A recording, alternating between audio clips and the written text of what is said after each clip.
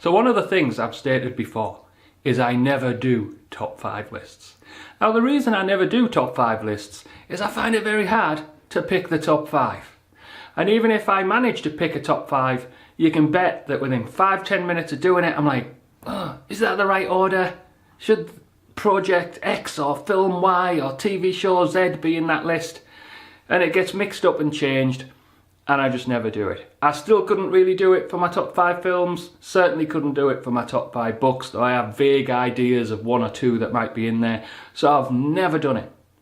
But I sat down about a week ago and thought, you know, Netflix 2017, I must be able to pick out the top 5 Netflix shows that I watched in 2017.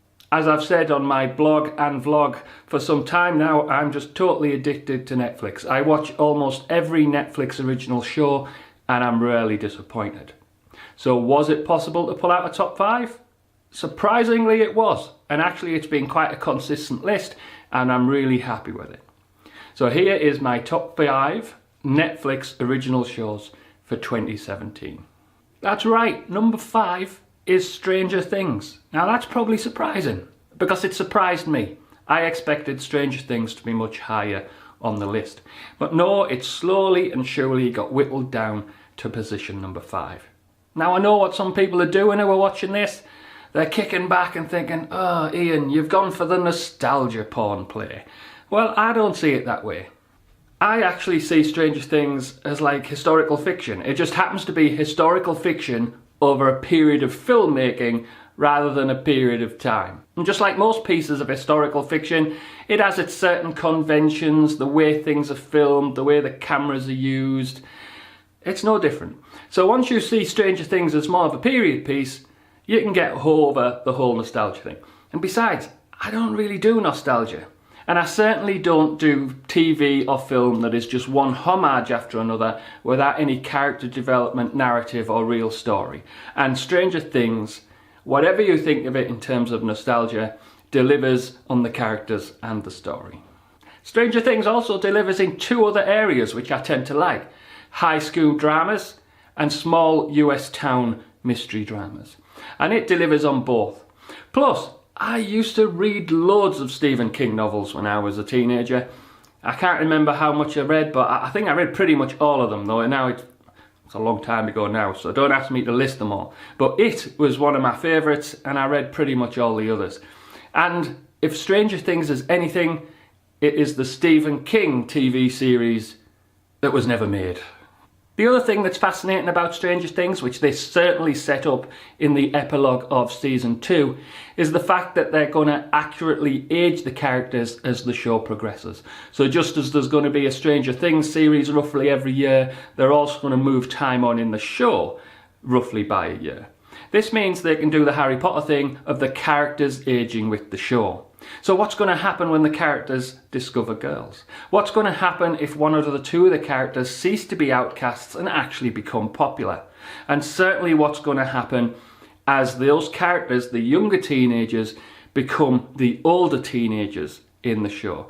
It's going to be absolutely fascinating, and when they wrap all that around the science fiction mystery of the show, it's going to be absolutely brilliant, and certainly is the direction they should have went in, and I'm really looking forward to it. So that is it. Stranger Things was number 5. Number 4 is The Crown. Now this is a big surprise. Well, actually it's not a big surprise. It would have been a big surprise if I was doing this in 2016, which is when I watched series 1. But in the way, The Crown is a series that I shouldn't like. Why the hell would I watch a British costume drama? That's number 1. Why the hell would I watch a drama about the British royal family? That's number 2. And a lot of people think that, and they actually question why I watch The Crown. Oh, that's not my thing. Not sure why you watch that. Well, the reason I watch it is neither of those are really true. So let me ask you this question. Would you watch a historical political drama? Something that tells the story of a tense period in British political history. Maybe the period immediately after the Second World War, or the Suez Crisis, or something like that. Because that's what you're getting in The Crown. It is essentially a historical drama about the politics of the time. It just happens to be viewed through the perspective of the British royal family. That brings me to the second point. Why would you watch a drama about the British royal family? Well, I get that. It doesn't sound that exciting on paper. But one of the things The Crown has done, which is absolutely fascinating, is they've made the characters totally enthralling. Queen Elizabeth, Princess Margaret, and to some extent Prince Philip are absolutely fascinating as characters. Also look at it this way, when Queen Elizabeth becomes queen at a very young age, you essentially have a superhero origin story. Okay, she's not flying or firing laser beams out of her eyes, but it is very much one of those young leader rises to the occasion types of tale. And that is absolutely fascinating and interesting, and the fact she is a member of the British royal family and the head of state just gives it a context that actually makes it a unique story of that type, and it's brilliant. And that continues in series 2. The ways they reveal some of the things that were going on in the palace as dramatic stories is absolutely fascinating. The political contexts of the time are totally enthralling, and that is truly the way to look at it. It is a political, historical drama, and the fact that it's viewed through the eyes of the unique perspective of the British royal family actually makes it better, not worse. And that is why The Crown is positioned for. Number 3 is Riverdale, and what can I say about Riverdale? It is absolutely beautiful. To be honest, that is something that applies to a number of the TV shows on this list, but it particularly applies to Riverdale. And also, the observant of you may notice, what is this? It's another high school drama mixed in with small town USA mystery TV show. The brilliance of Riverdale is it takes those two genres, the high school drama and the small US town mystery, puts them in a pot, spices them up a bit, percolates them for half an hour or so, and produces something that is the better than the sum of its parts, and also, pretty much at this minute, the pinnacle show for that type of genre. It just cooks it to absolute perfection. And on that basis, I'm just going to enjoy it. Every single scene in Riverdale is just gorgeous. The cinematography, the way things are filmed, the sets, even the costume design. It's a contemporary show, right? But they just put the characters in these costumes that are both continue to be representative of their high school nature, with a bit of the fantastical in, but they are absolutely gorgeous. When they did that episode that was riffing off the 50s because they were doing a car race, I mean, I'm a white middle-aged bloke who buys the same clothes every year to keep life simple. And even I recognise how gorgeous and brilliant the costume design is in Riverdale. It is absolutely amazing. So it looks gorgeous, the characters are great, the script manages to blur that line perfectly between tense, serious drama and clueless style humour, you know, without the LA language, but the script is occasionally just very funny without detracting from the seriousness of it all. I know you're not supposed to say these things these days, but I will freely admit that one small thing that keeps me coming back is how absolutely gorgeous Betty Cooper and Veronica Lodge are. I think it's okay saying that, because obviously that's exactly what they intended when they put the show out there. But overall, Riverdale is number 3 because it is a perfect incarnation of the high school drama and small US town mystery type show. It looks absolutely gorgeous, the plots are brilliant, and the script is spot on. 13 Reasons Why is number 2.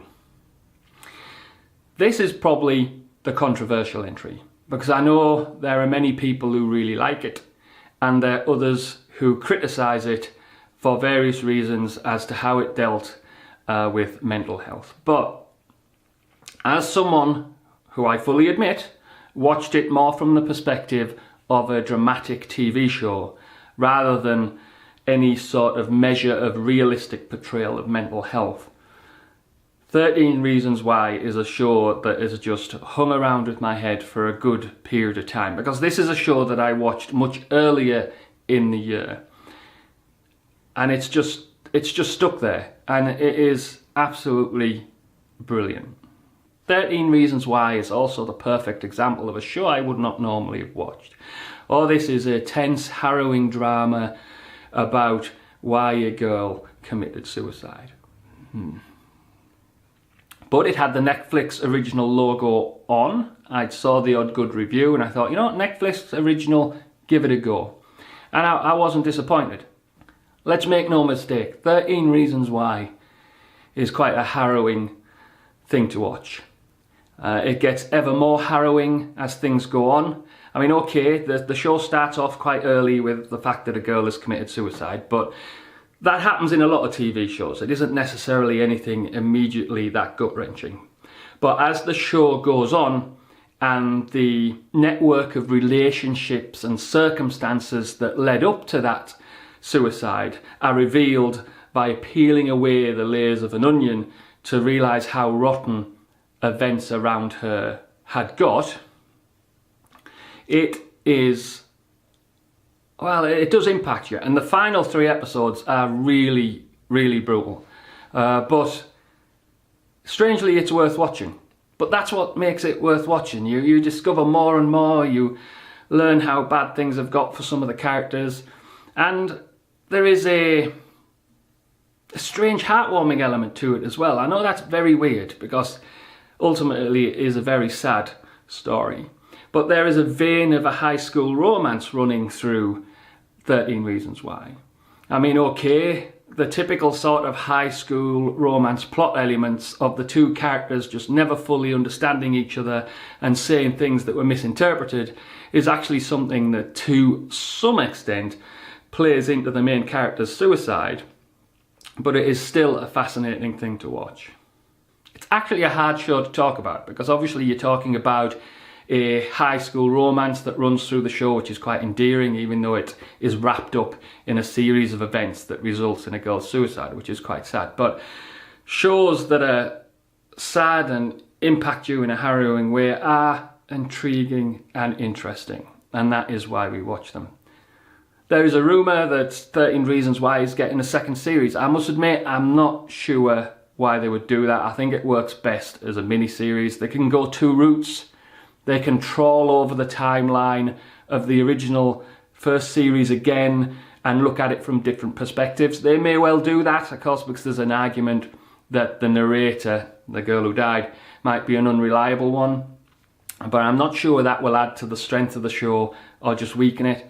They could move on in time and have another harrowing event based off of the girl's suicide in the first series, but I'm not sure that'll work either. For me, at the minute, I think they should leave it as a mini-series. But Series 1, which I watched in 2017, is number 2.